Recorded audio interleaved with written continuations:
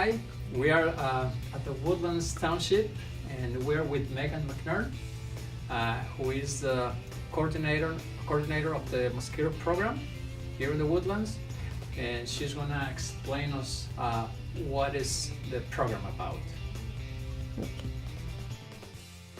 So, could you explain us what is the program about? Well, our program is based in surveillance and education. Like you said, we coordinate with the county to do the chemical control arm. Our focus is to educate the residents on bite prevention and source reduction, so reducing places where mosquitoes can breed in their yards. And then we set a number of traps across the Woodlands regularly from May to November to search for mosquito-borne disease. Oh, good. So, how is the program implemented? We have sectioned the Woodlands Township into 49 zones, and we set traps every week. It takes us 3 days to cover from one edge to the other, and we repeat that whole season long.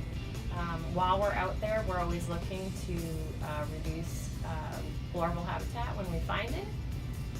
But we send those mosquitoes to the state for testing, and they send us back what species we caught and any disease. So, can you show us physically what some of the things that you do to help this program to be implemented? Yeah, definitely. Let's go look at some traps. So this is one of the mosquito traps are used, and Megan will explain us how to work. So this is a BG Sentinel trap, and we use it to target Aedes albopictus, which is the primary vector for Zika and dengue and chikungunya in the woodlands. So it just consists of, there's a fan down in here. We put a net on this cup, we screw it in, and then there's a lure here that you can tell me, it's kind of like gym socks. Mm-hmm. It's supposed to mimic a human being, kind of the sweat on their body. Wow. It's powered by a battery, so when we plug it in, you see that the flap opens.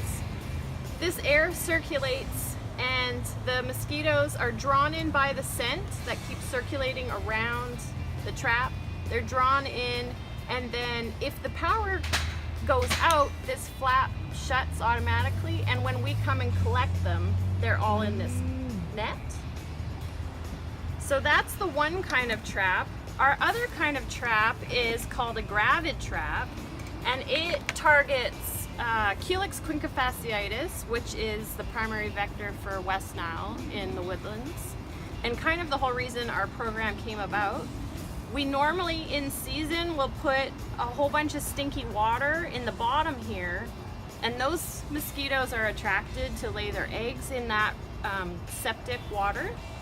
This is also a fan unit, so the fan draws this way. We set our net on top. These are just to hold the fan above the water so that there's room for the mosquito to travel. We put the pizza pan on top to shield it from the rain. And so when we plug it in, you won't see as much of a difference, but it is the fan circulating, so the mosquitoes are drawn to that water, get caught up in that, and then we leave both of these out overnight and come and collect them in the morning. There you go. What do people can do to protect themselves from mosquitoes? Well, first of all, people can wear a repellent. Everything that sells itself as repellent has to tell you what it is, what active ingredient is in there on the front. So there's 4 that the CDC recommends. Oil of lemon eucalyptus is one, it's a good one. DEET that we all know, and there's a couple other, IR3535 and picaridin. But if you look on the front, it'll tell you what it is. We recommend those 4 ingredients. The other thing is people can go all around their yard and drain anything that's holding water because it's probably holding mosquitoes. And anything that can't be drained can be treated with these non-toxic mosquito dunks that are safe for birds, pets, kids, other aquatic wildlife, but only target mosquitoes. They have to be put in the water, but they are one of our best tools to fight mosquito larvae.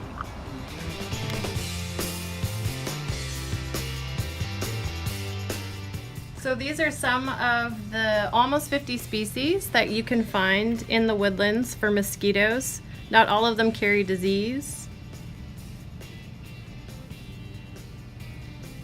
So the disease we're most worried about in the woodlands is West Nile virus because it circulates every year.